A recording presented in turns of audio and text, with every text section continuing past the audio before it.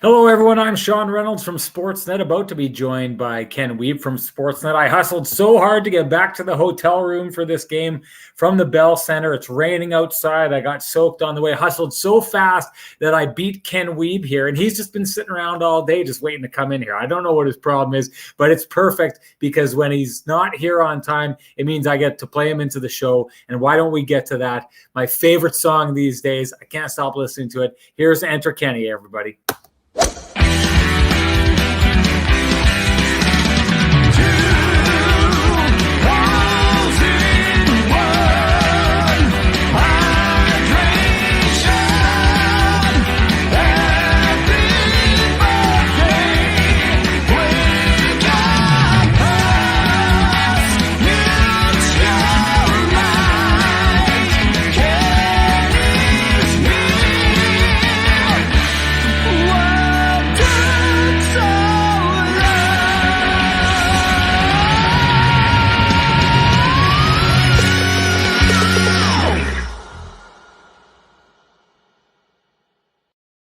Ken, my friend, how are you doing?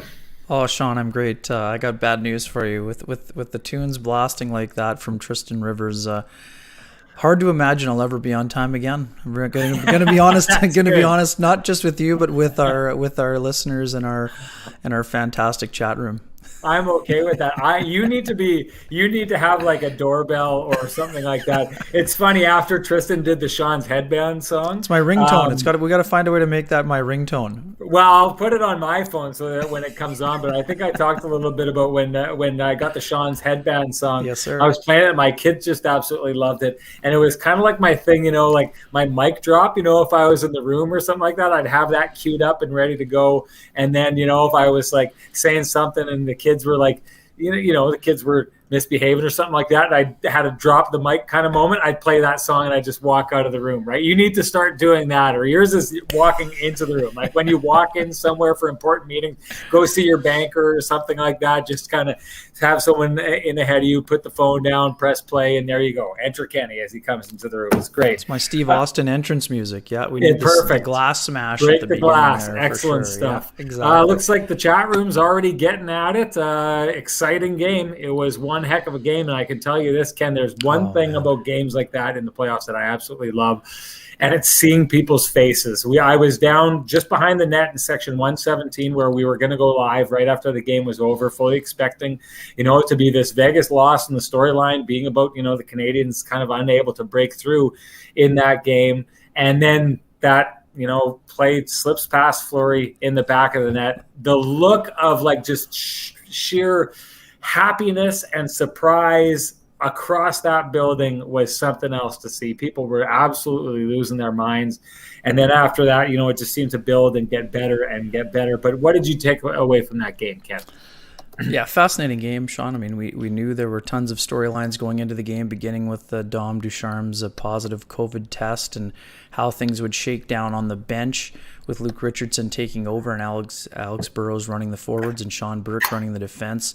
Wondering if there might be, we talked a lot about the coaching experience deficit going into this series. No real deficit whatsoever in this game tonight. I thought those guys did a great job of running the bench, and they had some players that needed to step up, Sean, that were able to do so. I was so impressed by, Carey Price's ability to keep his team in the game. 40 to 21 shots after regulation time. I mean, holy smokes. Exactly. Drager's got it right. Ryan, here. we've got good news. Get it together, Reynolds. Technology is happening for us and really benefiting. I mean, this was an absolutely dominant game by the Vegas Golden Knights, but the door opened on a somewhere Connor Hellebuyck is at home. If he had that game on, he's like, it wasn't a stanchion goal, but he's like, why does this keep happening to goalies in the Bell Center? This is just absolutely crazy, right? So yeah. A couple big things happened. Obviously, that was a gift, an unexpected gift for Josh Anderson. But what it did for that line, man, oh man, for a line that really needed to get going. I mean, yes, Paul Byron has the GWG in game 2, but Anderson, I thought, was flying today. He had that great net drive early in the game going wide. I mean, it was a vintage Wheeler-esque kind of play, putting his shoulder down, getting around, and crashing towards the net. And just an absolute beauty on the game winner, Sean. I mean, I know that I'm going 100 miles an hour here, but all the things we talked about pregame and, your point about Riley Smith putting too much pressure on himself. What happens on the game-winning goal? Who turns it over at the blue line? Right. I mean, I was on the Vegas Zoom call, and Pete DeBoer was not pointing blame. He said it was a bouncing puck, but come on.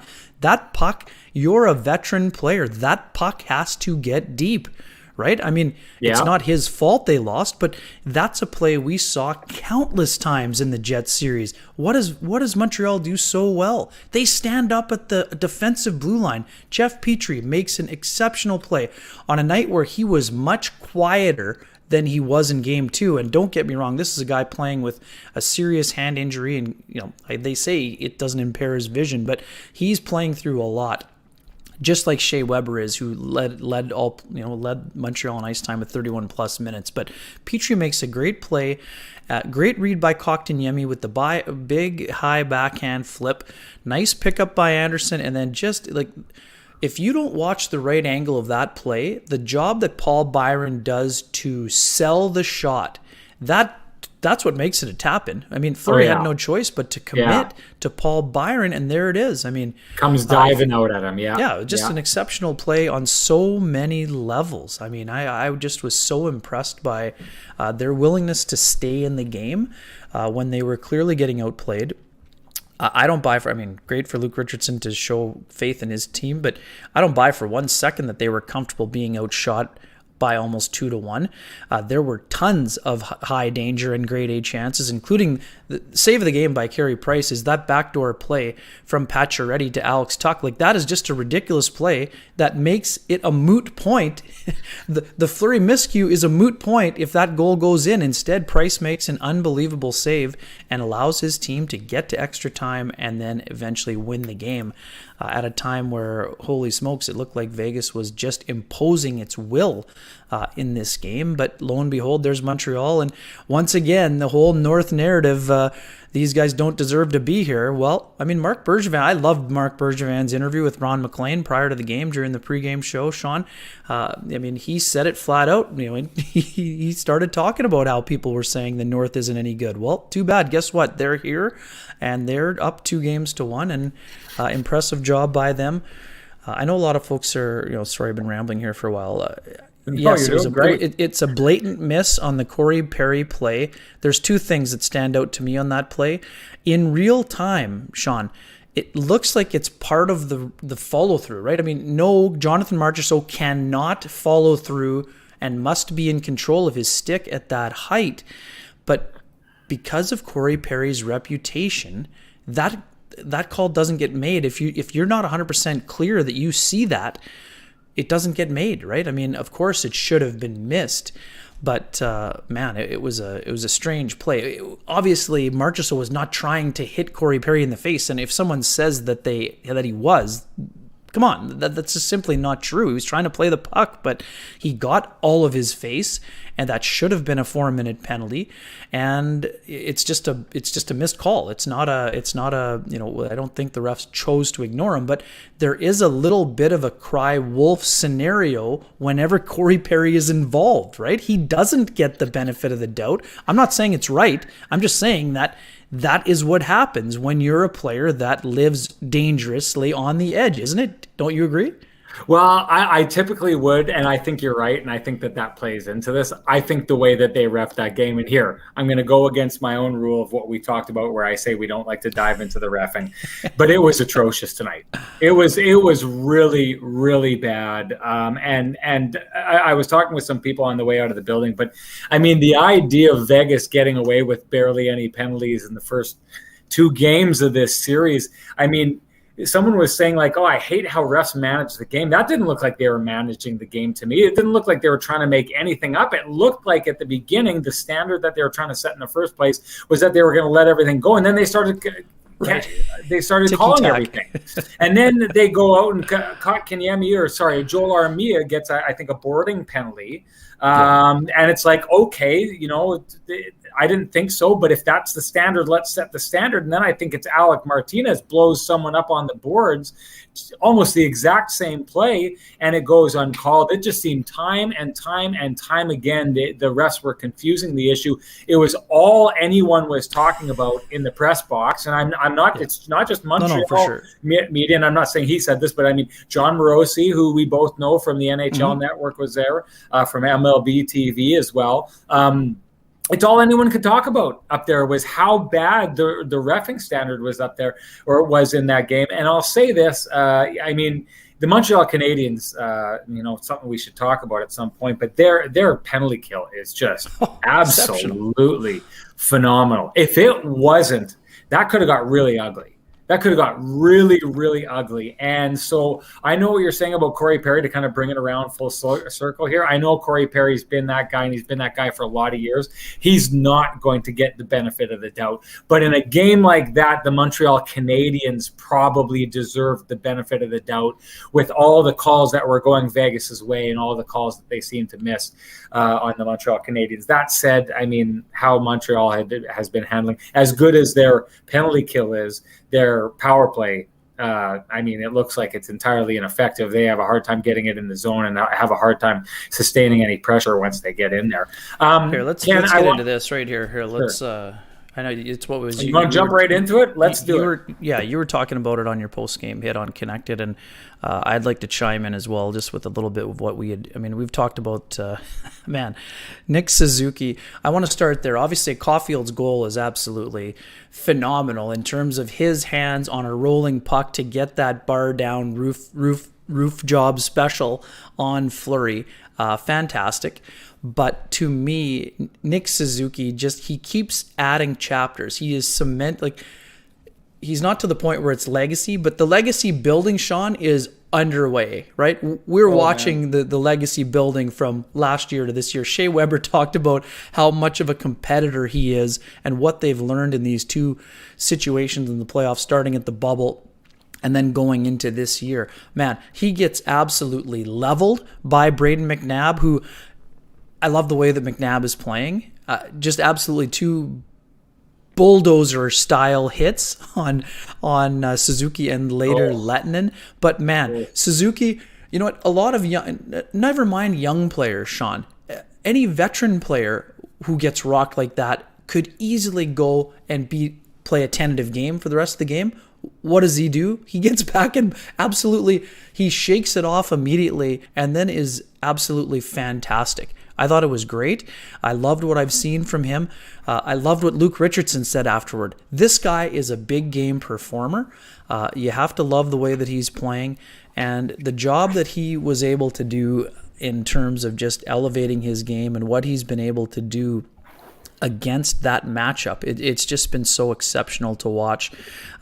He does everything well, but he invites contact. He loves getting involved in the game, and he gets better when the games get more intense. And you just can't. That is something that you cannot teach, and it's just an absolutely impressive thing to watch. I mean, I think that he has been dynamite in this series, and the fact that he's able to win the matchup. We talked about the matchup all game long. Carlson's line needed to be better. They were not only, Riley Smith said they were not able to outscore their opponent. They got outscored and they got outplayed by that line as well. So I think it was very impressive. And folks, I'm not saying that the refs are the only people that missed it.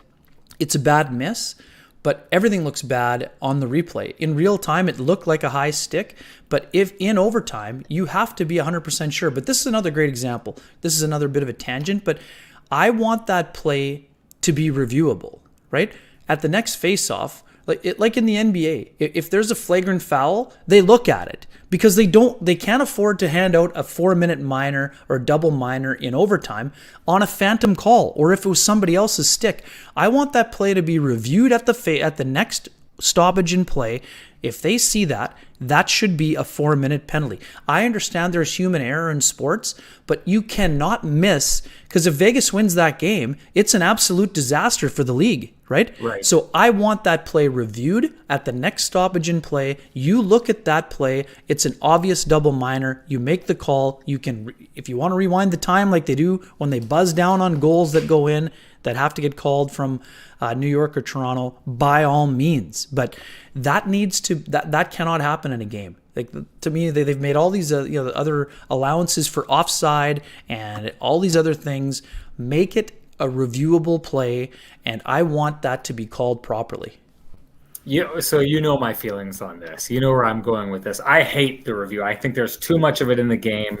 The only review I want in the game is, did the puck cross the line or not? That's the only time I want a review. I mean, to me, and I've said this before, the idea of these goals that get scored in tight, it used to be, Kenny, in the days when you and I played, and, for about, until about the 2010s, before all this came in, it used to be that the best screen had just a little bit of goaltender interference. You know what I mean? Just a little tiny bit. I remember there was a play a couple of years ago before they had the review.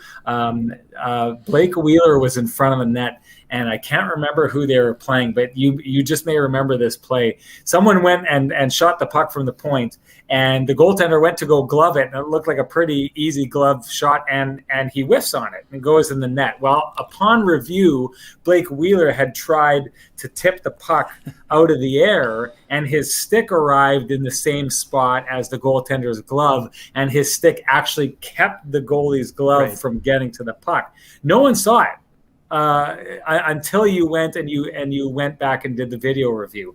And I mean, I think that there's been something lost to the allure of the game, the calls that kind of get hit, missed at certain points, and like the human error factor of it. And here we are railing on it again. This is why I'm going to burn myself again. And I, go back to, I shouldn't have started talking about the refs, even though I thought they were terrible tonight.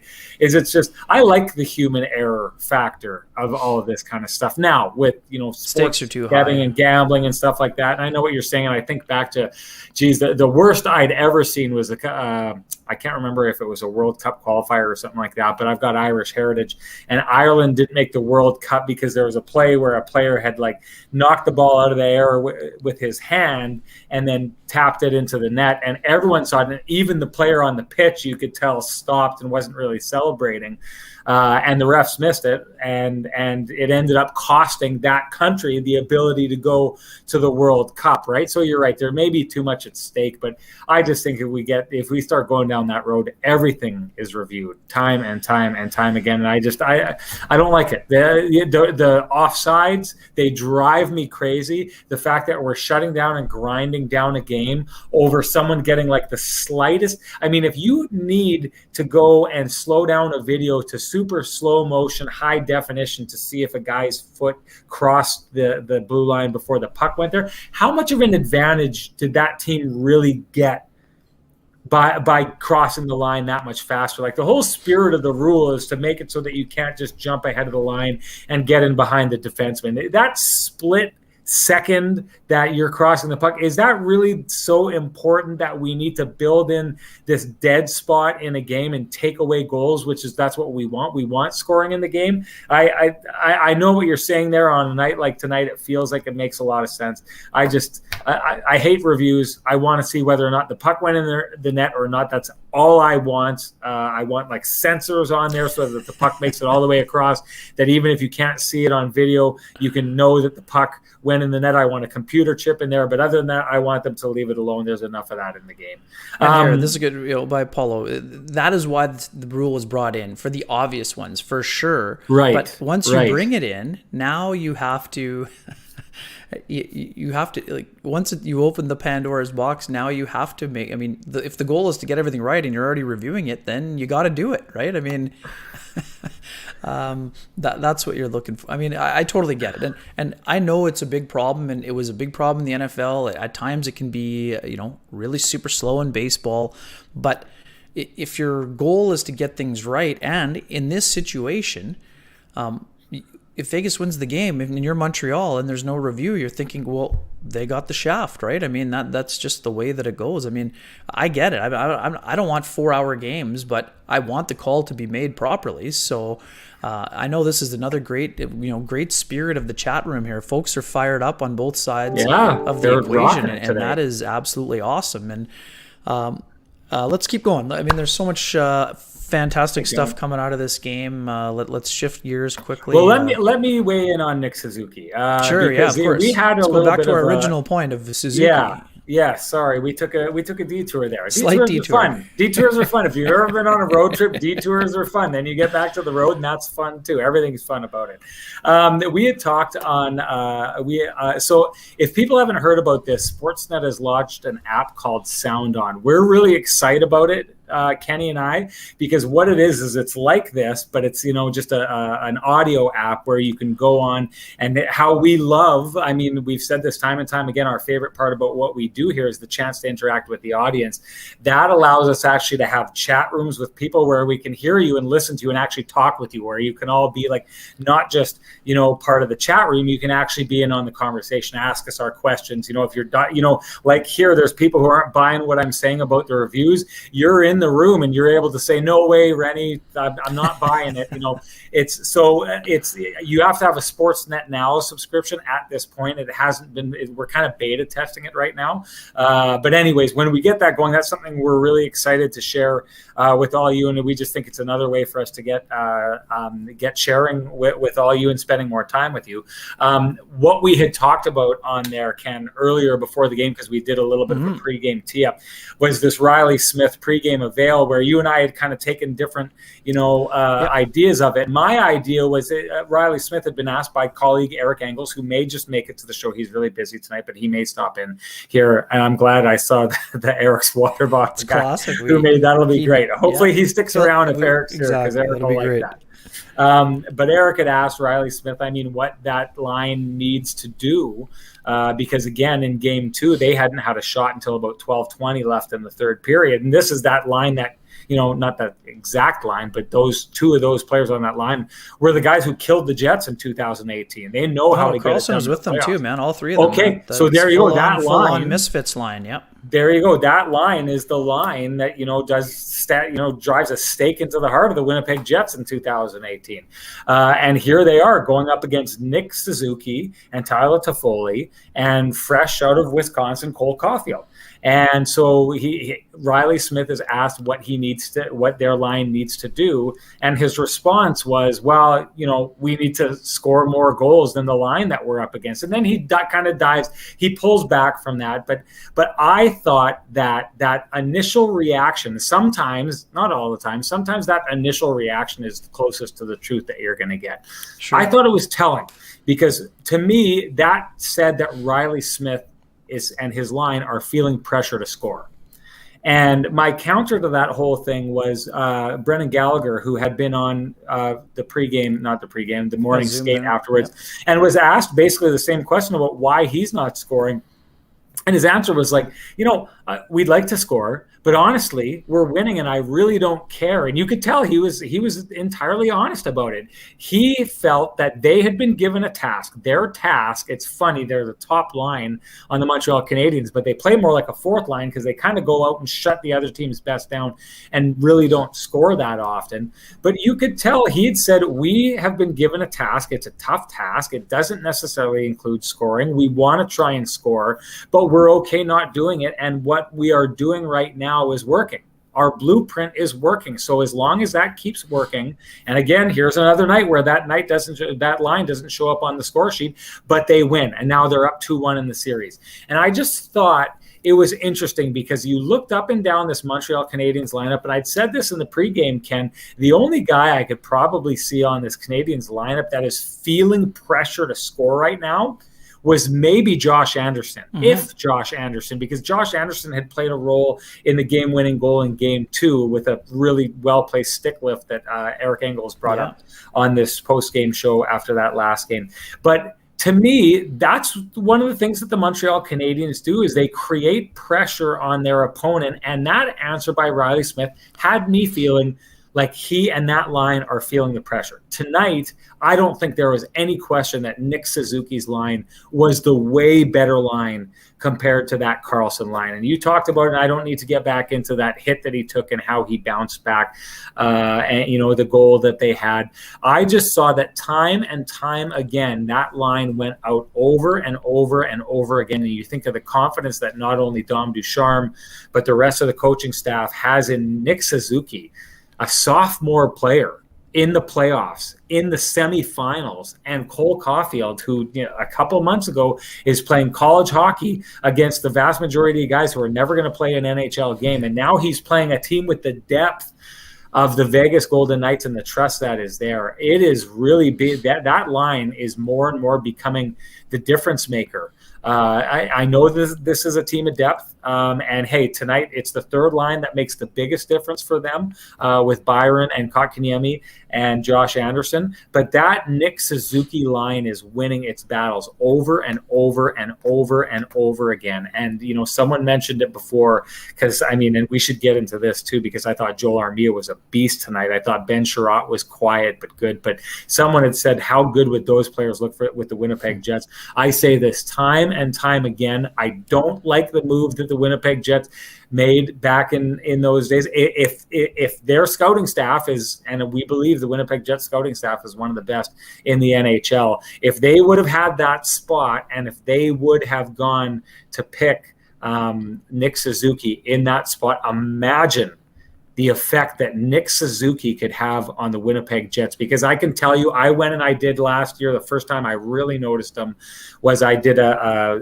Montreal Canadiens Florida Panthers game and then a Tampa Bay Lightning game down around Christmas time. And he opened my eyes in that series, and he's just continued to get better and better. And to your point, the compete level that he has, you would expect that he's only going to get better and better. Nick Suzuki is a quiet star around the rest of the league, and his line is the difference maker in my mind so far in this series, because they're not only shutting down, the difference maker, a line that killed a phenomenal giant of a Winnipeg Jets team in 2018. They're not only shutting them down, but they're outscoring them.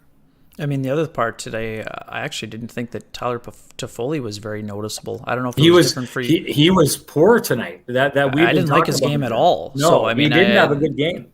So Suzuki really carrying the mail on that line and this is not a dump on Tyler Toffoli. He had an 8-game point streak. So I know that he has been excellent, but I just didn't find him to be I didn't think he had his legs tonight. I mean, he's not a burner, but I didn't think he was skating that well. But I thought Suzuki really drove that line.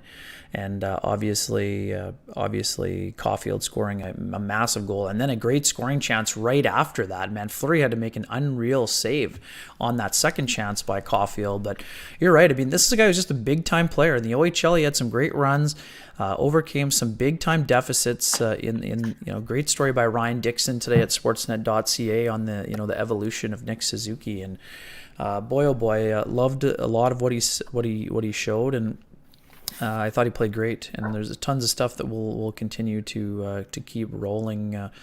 Montreal was asked for Suzuki or Caulfield when it came to their pursuit of Pierre-Luc Dubois, and I just want to quickly jump in here for John Chen and John Vinnick, who are regular listeners. I mean, we understand if a lot of folks want to talk about the Jets, but the reason why we're doing these shows in this round, and we're going to do them in the Stanley Cup Final, is to kind of break down what we're seeing in those games. So we're going to have a couple more Jets-centric shows, but they're probably going to be more in the July range, where we're looking at the expansion draft and free agency, and probably a follow-up on the actual NHL entry draft. So we appreciate you hanging around. If you want to talk about the Canadiens, and I know John also asked about the Islanders. I mean, we're not going to really get into that too much, though we do acknowledge the great job that Barry Trotz has been doing. We know there's a lot of Manitoba connections in that series. Ryan Pulock, the Grandview product, has been great for the Islanders also. But we're mostly going to be diving into what we're seeing. I mean, for the folks who don't know, Sean is in Montreal covering this series for Sportsnet, and we're basically going to be focusing our attention on Montreal and Vegas. So hope that that's all right with you, and a lot of you stick around. And if you don't feel like it, we totally understand that too. But we're not going to be really diving into the Jets much when we're doing these post-game shows. Never mind. I'm not even going to say that. Don't let us earn your viewership here. Let's sit down, have a seat, join in, listen to us here. I'm not saying go. I'm just telling you, don't wait for Jet. Like if you're waiting for Jets talk, you're going to be disappointed. We're going to tie in some bring Jets it back, stuff, right? Like we're bringing the possibility of them getting Suzuki. I want to talk about Sherrod. I want to talk about Joel Armia. We talked about that last time. We're always going to try and bring things back to the Jets when we can. We understand our audience, right? But I'm just saying it's not a Jets off-season show. That's all. Yeah. For sure. Well, and to your point, we're going to have those. We're going to. I don't want people to think that we're ignoring those questions about the Jets. That's all. We are definitely going to have some, Jets tie-ins for sure.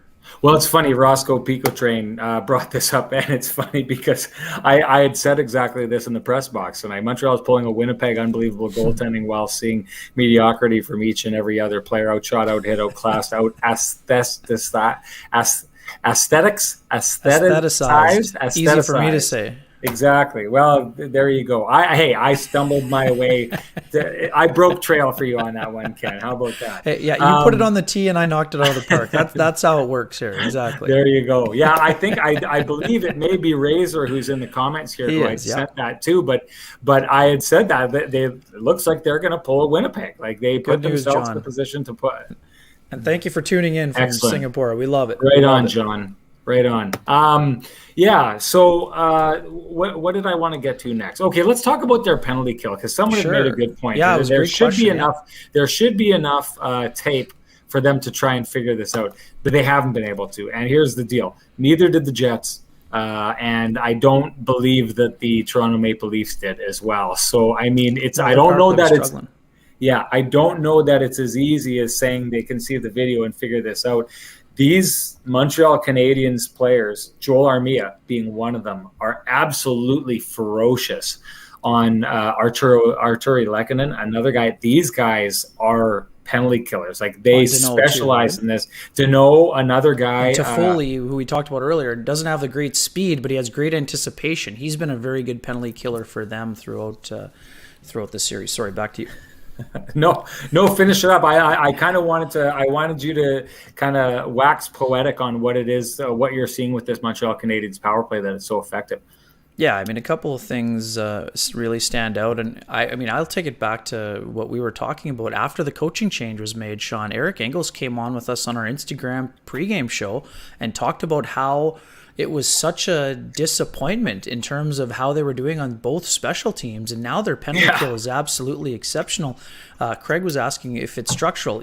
Yes, there is a structural component, but it's also the personnel. It's to me, they're both. It's both things combine to make it great. I mean, it starts with net minding. Jets have a great goalie, same with Price. But they do such a great job of A, clearing the front of the net, and B, getting in the shot lanes. And that's something the Jets are going to have to get better at. The Jets penalty kill was pretty good this year. I mean, they had a tough start, and then they were very solid for the majority of the year, but they weren't as great in the playoffs. But their personnel is excellent. Their structure is excellent. And you started touching on it at the very beginning. I mean, this is a group that goes out of their, if you turn the other way, they're attacking you, and they're attacking you in a way that they can create offense against against the power play. It's bad. The Jets saw it firsthand. I mean, 3 shorties against. Yes, one was an empty netter, but they made life difficult for Vegas again. And Pete DeBoer talked about it on the Zoom call too. There's some definite frustration that has seeped into the Vegas power play. We know they've got a lot of weaponry, but they're not getting the job done with a man advantage. But I do agree with Pete DeBoer. I don't think that the inability to execute on the power play seeped into their 5-on-5 play, because that 5-on-5 Vegas was absolutely outstanding. So for me, I think that it's going to be interesting to see if there is any ability to bounce out of it and find a way to get it going for Vegas. And because right now the PK for Montreal's the best. I mean, Kevin Bieksa touched on it in the pregame. They needed to. He said, "Don't be afraid to take a penalty early because you're going to kill it off. Right? Go out and be aggressive." So The other interesting part, Sean, too, when we talked about this on a lot of different levels, first two games, the starts for Montreal were dynamite. I expected Vegas to be much better. We talked about this all year long, and I know not just you, but a lot of people thought, there was urgency in Vegas's game, right? There was not urgency in game 2, but when it came to the game 3 start, what was it? 16-4 shots on goal in the first. Vegas basically had the puck the entire period. So they were ready, but they couldn't deliver that knockout punch to the opponent. So to me, the impressive thing to me is that Montreal's done an exceptional job, and you talked about Phil Deneau earlier. Man, Deneau is doing such an exceptional job against that top line, and I know we debated about this other topic, and we'll get into it in a second, but Vegas just isn't getting enough from their top guns. There's no way around this. The defense have 6 goals, their forwards have 2 goals. Those goals are not, they're not being scored by the snipers. Nicholas Waugh, great finish. And Matthias Janmark, right now, Pacioretty, Stone, Smith, Carlson, all these guys, even Tuck, who's been playing great, he's not having the opportunity to make those things happen. They're not generating enough offense. And we saw it against Dallas. Their offensive well ran dry in the conference final. And that's the thing for Vegas. Yeah, they had way more looks today, way more grade A chances, but they need to get things going in terms of their offensive game, because they need to get rolling. And that's the other thing. Nicholas Waugh's goal was a blatant, it's funny, right? Folks, it was a bad turnover. There's no doubt about that.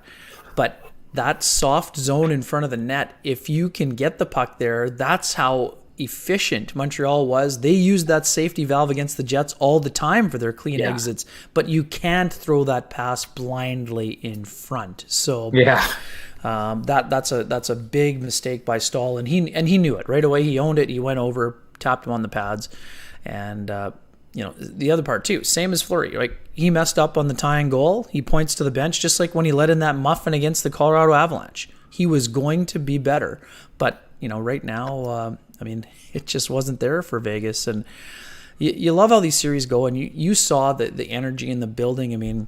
That's a bad loss for Vegas, but you know what? Good teams find a way to regroup from those losses.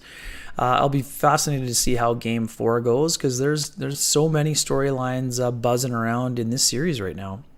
Well, to that point about good teams, and I want to bring up, Roscoe has been saying this, and I know that we're not saying for a second, Roscoe, that the Canadiens, that's the path to success. But I will say this: Ken was just talking about Stahl passing that puck right in front of the net. Terrible mistake, right? Basically puts his goaltender, when your goaltender's not expecting something like that, he's got no chance, right? So that's a giveaway. I know it's not a tap-in goal. It's not the same thing, but it's that gaffe is almost as big a gaffe as what we saw Fleury make, right? So, sure. Yeah, so sure, Fleury messes up and it ends up being a tap-in goal and the game's tied. But the Canadiens had their own massive mistake. I tweeted it out. Other than an own goal, I don't know that a mistake gets any bigger than the one that Stahl made there. And he knows it. As soon as he passes out, you see his body language. He kind of doubles over, and that's it, right? So yeah, they got outshot, but they got outshot and out-possessioned and everything, and I'm going to get to it. I want to get to it,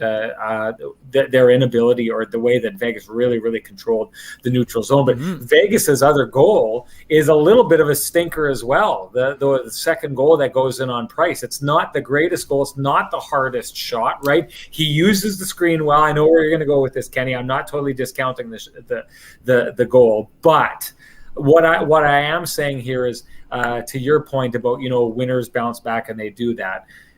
How much better a way to say that you've got your guys back, Stahl, who's been such a beast for the Canadiens throughout the playoffs, than to go back and get a goal. You haven't done anything the entire game, and then your guy makes a mistake like that, and you go out and generate a goal, a really nice goal from the line that had been generating all night. They go out and they get that done.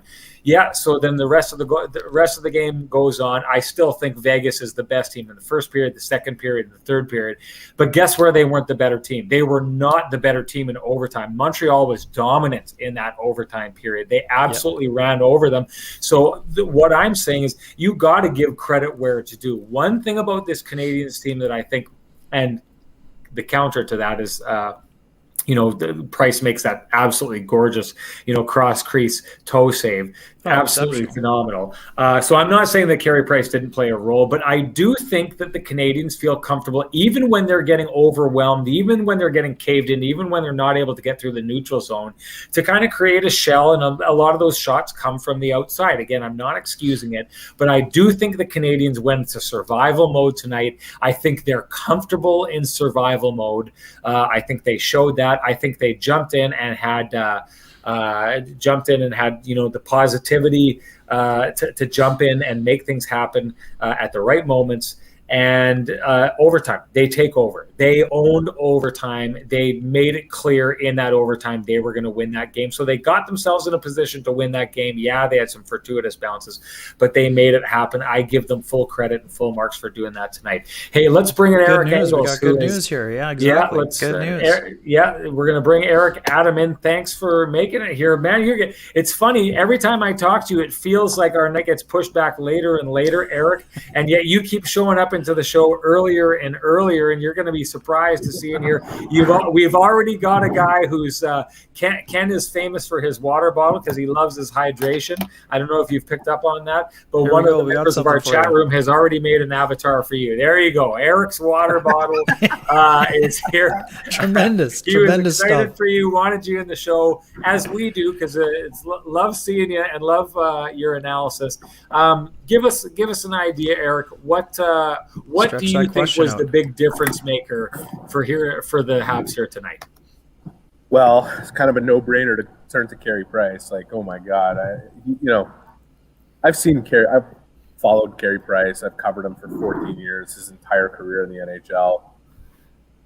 I'm not sure he's played a handful of games that were better than the one that he put in tonight. And you know what? Like, through the first period where they were outshot 16-3, I counted 3 real quality scoring chances for Vegas, but they were good enough for them to walk away with 3 goals. Right. He made some great saves. But I'm really, the turning point of the game for me, and it might even sound silly to some because the tenor of the game did not change dramatically until we got about halfway through the second period. But the first shift of the second period, when Braden McNabb smoked Nick Suzuki, with a clean hit, by the way, totally clean hit, lined him up through the body. I understand there's some head contact involved in it, but it's a through the body hit that Nick Suzuki was very lucky. We talk about Nick Suzuki's vision. He used it. He at the very last second noticed that hit was coming, and it saved him from getting knocked out. But the way he popped back up, he didn't just pop back up to be like, oh, I'm okay. He popped back up with a fire in his eye, and he drove the effort for the Canadiens for the rest of the game. And you just look at every presence he had on the ice. If you looked at his shifts in isolation, I think he was credited. Let me just check right now. He was credited, I believe, with, let's just look at his name. Okay, they fixed it. 4 block shots in this game, okay? And not just block shots, but 4 block shots and going the other way to the offensive zone. This guy, we've done nothing but talk about who he is, his skill, his vision, and all those things. It's his character, his intensity, his competitiveness that is the reason why he's a playoff performer. And he is already, to me, a bona fide number 1 center in the new school 200-foot style of player. But he's just scratching the surface. He's 21 years old. He's going to become such a great player. I love the quote from Luke Richardson. He's a sneaky physical guy out there. This time of the year, you see him rise. Big game player who loves competition and excels in all areas. I loved his answer to your question, Eric. I wish I had used it. I had Anderson. You know you can still use it tomorrow, work, right? Like, how these deadlines work, and I had Anderson's quote on him already teed up in my piece, and so I went with Anderson. Had a very good. He did. Weber. So Shea Weber had a very good quote on him, so I used that. But yeah, I thought Luke Richardson's quote was fantastic. All right. Hey, I wanted your analysis on both this. We got a fresh topic that we want to talk about on this show. Okay, so games 1 and 2, the Montreal Canadiens come out and they absolutely come firing out of the gate, shot out of a cannon. That was not the case here tonight. It was complete and total domination by Vegas. I was surprised how long that lasted. I was looking to see Montreal's response to their inability to get through the neutral zone. Really got bottled up in their own zone. It was similar to what we saw them do to the Winnipeg Jets for much of that second round series. And all I could think, and Eric, I think I turned and said something to you, but all I could think while that was happening was, I wonder if this is where we see the effect of the loss of Dominic Ducharme. Those in-game adjustments that you kind of need to make on the fly to recognize what's happening to your team and turn that around. Did you see that, Eric? Do you think that there would have been a different outcome in that game based on the shot volume that we saw coming from Vegas and Montreal's inability to get down and get a little bit of offensive zone pressure? If Dominic Ducharme is in that game, does that change that outcome? I'm not entirely sure, but there were a couple of moments in overtime where you would really for the first time notice the big difference with Ducharme not there. And it was, you saw a couple of very strange line combinations jump on the ice, almost as if some guys were confused about who needed to be out there. Right. There was a point where Caulfield was on the bench for a good 8-minute stretch and he didn't get on. And he's a guy that has proven to be extremely dangerous in these situations. So that was a little surprising to me. Don't know if it was by design. Don't know if it was just he kind of got lost in the mix as a couple of guys got out there with line mates they're not used to having. There was a couple defensive zone faceoffs where they wanted to take care of some issues. We'll talk about that penalty kill soon. I'll tell you that the officiating tonight was an absolute disgrace on both sides of the coin, but that's another subject that we can get into if you want. I thought you have to credit the Golden Knights. Like they came with a hard two-man forecheck from the beginning of this game. The Canadiens got rocked on their heels. They lost energy and didn't start with a ton of it to begin with. And, I really do think they did it. They made a great adjustment, the Vegas Golden Knights did. I think the Canadiens handled the ebbs and flows quite well. Price is the big reason why he settled them in. And I didn't see any panic from Luke Richardson on the bench. He was calm, stoic himself. Kelly Rudy made a great point in the pre-game comments right before I went on Tim and Friends Sportsnet. He said, the most important thing you could do is be yourself in this situation. Don't come on the bench thinking you've got to be someone else. And Luke Richardson is known as a guy who really stays calm. When a player makes a mistake, he's not in his ear about it. He's not yelling at him. He'll take him aside after the period, show him the sequence, say, okay, here's where we need to make an adjustment. But, all in all, the coaching staff did their job. They handled it. And, wow. I think, too, another big thing, Eric, and we've talked about this a lot, having Shea Weber as the captain of this team. I thought that Weber was absolutely fantastic again tonight in playing those 31 minutes. The way that he sets the tone and, yes, we know Ducharme had a quick call on Zoom and everything else, but I think there were, whether it's Price's calm demeanor or Shea Weber's leadership, that had to play a big role in this team being ready as well, don't you think, in terms of them keeping their composure when they were under siege? Yeah, definitely. And Tim asked me the same thing, actually, when I went on with him. Those guys, and Corey Perry and Eric Stahl even, who gave away a goal in this game, look at Stahl's effort after that. Look what he did in this game. He almost set up a couple of goals. They almost won it straight up in regulation. That was Dominic Ducharme's biggest gift in taking over as an interim coach here. He inherited a real veteran-laden room, guys that have been through virtually everything and don't get rattled. And the Canadiens have been through everything this season. It really has been, a tough season for them in terms of what they've had to deal with, from the COVID shutdown to the 25 games in 44 days to finish, to all their key players dropping to injury as they were trying to clinch a playoff spot. And, Ducharme said all along that this adversity was going to serve them well at some point. And I remember at one point I asked him, how valuable is adversity if you don't prove capable of overcoming it and getting the results that go with it? And he said, you're right, but we are surviving it. We've been in a playoff spot wire to wire. They never really dropped out of it. And they found their way in, and look at what they've done since they've been here. They're 10-4 now in the playoffs. And it's not a fluke, and it's not just Carey Price. This was Carey Price's best game in the playoffs. The Canadiens have been a very resilient group. and it's impressive. We got to talk about these officials, guys. I would love We to will. know. Hold on. One quick thing. I just want to do one thing here. Before Ruben, Price did talk tonight. on? Price did talk tonight, so yeah. Tune into the Sportsnet highlights on Connected to hear what Price had to say. Yeah, and I was just going to say, new rule of thumb: as long as we're going to get to the officials, as long as it's playoffs, if people ask for the headband, I'm going to give them the headband. So here we go.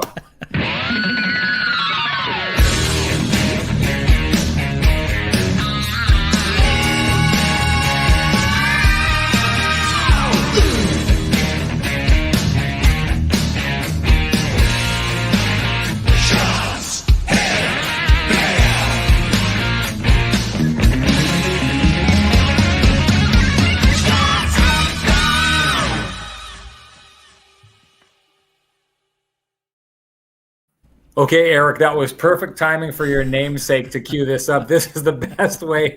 This is the best way to cue up where you want to go. Eric's water bottle says, "Bash the refs. Let's go." So let's get at it. What'd you see out there tonight, Eric? No, I want Ken's opinion because Ken is watching this at home. You and I are watching this from the Bell Center. I will share my opinion, but I would love to know what Ken was thinking watching this. And I'm not, when I talk about the officials, I'm not talking about how they treated the Canadiens in this game. Just in general. But Ken, what did you think? Yeah, I think they got in the way of this game, quite honestly. I think they got in the way, and yeah, it just wasn't good. There's no way around it. I didn't like the tone that was set. I didn't like the standard that was set, and then it was a roaming state. To me, I love baseball. It's like when you can't decide on what the strike zone is. You give the inside corner, then you give the outside corner. You give the high strike, you give the low strike, and then on the next inning, the ump squeezes the zone. So I hate the inconsistency, Eric. Tons of plays a lot of plays that didn't need to be called, and then a lot of plays that were just blatantly missed. So I hate when you have that combination for the folks in stripes, and they got to be better. I mean, there's just no other way around it. So, and like you said, it's for both sides. We're not here saying it's one side or the other. It just was not a well officiated game. I mean, no, I don't think the refs wanted Vegas to win. I think there were poor calls on both sides, and I think that, like I said, I think there was just a randomness to what was called and what was let slide, I guess, for me. It was an embarrassment. It was a flat-out embarrassment. Why does everyone know Chris Lee's name so well? And why is it that everyone in the world seems to know that this guy is the worst official in the NHL, except for the people at the NHL? You know, you say they got in the way. It's too often that he becomes a part of the story. At a certain point, you have to have a certain evaluation on the guys that are here. I have no idea how this guy gets an assignment in the Stanley Cup semifinal. And Gary Bettman was here, and Don Van Massenhoven was the supervisor for this game. And if I could have found him in the press box, I would have loved to have found a comment from him. It was honestly an absolute embarrassment for a Stanley Cup final game. And people are going to say, "Oh, you know, you're a Canadiens fan." Nothing to do with the Canadiens. In the first period, Jeff Petrie took the most flagrant penalty in this game, tripping a guy right behind the net. They're staring right at it and just saying, "Oh yeah, keep playing." Right before that, John Merrill gets dumped into his own net, nowhere near the puck. He plays half a shift with his helmet off, which is a penalty. You know, it was a joke. Corey Perry, was that a high stick or was that the puck that hit Corey Perry that gashed him open for I don't know how many stitches probably after the game? Yeah, Marchessault was kind of bad. But I mean, it was just so weird. A linesman can call that too. For sure. Guys, honestly, I'm sick of having 4 officials on the ice. Give 3 officials all the ability to call penalties, lines, everything, revamp the system. One of them is always in the way of the play, and if not, they're in the way of the game being called the way it should be called. It's just an embarrassment. This was an embarrassment in the Stanley Cup semifinal to have a game officiated this way, and those guys should not be on the ice come game 4. They should be replaced by whoever the NHL has. Whoever they have would be better than that.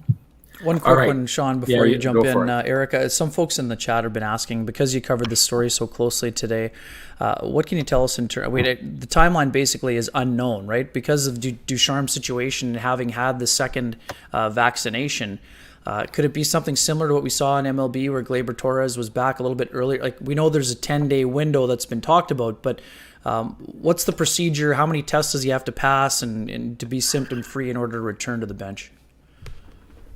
I think you're right. I think we could see something similar to that you were talking about, that baseball situation. I obviously he's double vaccinated. I think he'd have to pass some negative tests, some negative tests to return to the bench. I think Marc Bergevin alluded to working with public health and with the NHL. So we'll see what ends up happening. In a worst case scenario, he's out 10 days. In a best case scenario, he's back before this. Well, in a best case scenario for him, the series is over in 2 games and he doesn't have to worry about it. But I think this is, if you don't have a heart and you just think this doesn't matter, this is a guy from right around the corner here. He's from Joliet, Quebec. He grew up a Canadiens fan. He's a 48-year-old coach who's given his first opportunity to coach in the National Hockey League. And it's taken away from him under such strange circumstances, because I'm telling you guys, the Canadiens have had such tight protocols all year long. Ducharme and the Canadiens flew to Vegas private. They were bubbled off to their hotel rooms. They could not even use the pool at the hotel and the arena, and then back to the airport and on a private flight back to Montreal. It just seems so random and unlucky. And I feel bad for him. Like, what a thing for him to not be here for the biggest games of his career and the job that he's done to bring the Canadiens to this point. Anyways, we'll see what happens. Eric, I wanted, and it may be too early to answer this question, and I hope I'm not putting you on the spot by asking it, but can you tell us anything about like the behind the scenes of what would have happened tonight? Dom and Ducharme, what kind of effect did he have? Was there, open lines of communication? Were they heading in after the first period, and was he on the phone or was he on a screen somewhere to consult with the coaching group? What was happening behind the scenes? You know what? Apparently he addressed the team before the game. Apparently he addressed them after the game in the celebration. I think everybody was really happy to see him. We didn't get any details on what was said. Marc Bergevin said he was the one who prepared the game plan. He mentioned that he didn't think that Ducharme would be in touch throughout the game, but Richardson did say that he was in touch in between periods and had some notes for them. And I can't, can you imagine him sitting at home on his couch watching this? It's just a mortifying thing. Anyways, I feel terrible for him. Guys, I have about 5 more minutes here before they toss me out. So we're done in 3 minutes. Yeah. We're done we hit our hour point in 3 minutes. We usually try and let's dig into the penalty kill, Eric, with you. Before you got on, I started on it, and we referenced when you came onto our Instagram pregame and talked about how the special teams needed to be better. One of our questioners, Craig, had asked if it's personnel or structure. I said it's a combination of both, but what kind of changes were made on that penalty kill once Dominic Ducharme took over and the coaching change was made? There's just a harmony there that wasn't there before. They haven't changed that much in the strategy, and believe me, when they were not on the same page, the strategy to me seemed to be a massive problem. Just too much crisscrossing, too much rotating throughout, and too much passivity. They've really become aggressive. Bye, Josh Clipperton. You guys take care. No, they really have found a harmony in the way they attack loose pucks, in the way they've figured out their structure. The key guys on there outside of Price are obviously Sherrod and Edmondson on the back end, but it's really the forwards. I mean, look at Philip Deneau, look at Arturi Lehkonen, Paul Byron, and Yoel Armia. And one of the things that Ducharme did when he took over, he pulled those 4 guys aside and said, look, we've been using 6 to 8 guys forwards up front, but you guys, this is your role. You need to own this part of the game for us. And you look at their personnel at the beginning of the year, there was no freaking way that this team should have been 20th on the penalty kill. They have the personnel to have the best penalty kill in the league. They have it in the playoffs now at the most important time of the year, and they have just found a synergy and a harmony there that is enabling them to do what they're doing. Okay, we're gonna shut it down here. Someone had asked if I'm in Vegas. I'm not in Vegas. I'm in Montreal, where my man Eric Engel sent me out. The last time we were on the show, we were talking about poutine. Eric gave me a great tip. I went and got poutine today had like chorizo sausage and roasted. Yes. Yeah, so Eric, I need you to give me another place to go now, because you took me out for sushi the other day at Park, which was absolutely phenomenal. I still, like I said, that Cuban sandwich that we went for the last time I was here during the Jets round is still haunting my dreams. You need to give me something to go after. Anything off the top of your head so that our audience can know that I'm going out to try something? I'll make sure I try it before the next show. John, I think you need to get into the pizza scene. Okay. And my recommendation to you, which will be about, I don't know if it's walking distance, but it's worth a cab ride. Everything's walking distance for me. I'll do it. Pizza Tony. Say it again? Pizza Tony? Tony. Okay. You go get a slice of the pepperoni with the ranch sauce and eat it on the spot. Okay. Clearly, I have had enough pizza for all of us. Looking at me, I've done nothing but gain weight this year after losing like 40 pounds coming out of the first half of the pandemic. Anyways, I love you guys. It was fun being on with you. Thanks for joining us, my man. Thank you so much for having us on. Thank you. The great show KRNE. I love it. We're gonna have to alter our symbol for the next little while here, but thank you so much, Eric. I'll see you tomorrow. No? I don't think I am seeing you tomorrow. Anyway, we'll figure it out. I'll definitely see you on game day. Thanks for stopping in, Eric, and thanks everyone. We've noticed that since we've been doing this, we were wondering how it would go, and Ken addressed the fact that we're not full-on Jets, which we'll get back to, but we're trying something new here. We noticed that our audience is growing and growing and getting bigger and bigger. We very much appreciate everyone stepping in. It means a lot to us. Again, this is all just an excuse for us to spend time with all you, because it's what we love doing. We can't wait to do it. Someone was trying to get me to do something after the game tonight, and I was like, I got a post-game show I got to get to, and that's what we did. Thank you so much, everybody, for joining us. It was great to see you. I noticed we're seeing a lot of people here popping in on Periscope on Twitter. If you just go to our Kenny and Renny YouTube channel and subscribe, you can see all the stuff that we do there. We'd love to be able to spend more time with you like we're doing right now. Means a lot that you stepped in here tonight. Thank you so much, everybody. We will see you post-game after Game 4.